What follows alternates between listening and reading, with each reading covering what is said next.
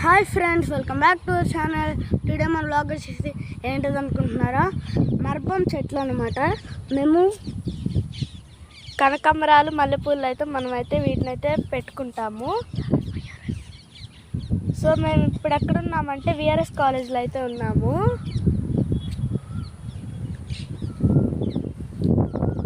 ఇదైతే ఒక గ్రౌండ్ లాగా అనమాట. అక్కడైతే మనకైతే ఎదురుగానే అయితే బైపాస్ కూడా ఉంటుంది. సో ఇప్పుడైతే తోటకూరలు అయితే చూపిపోతున్నాం, ఆకుకూరలు.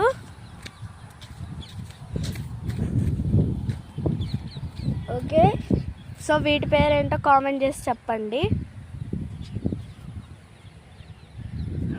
సో ఇవన్నమాట.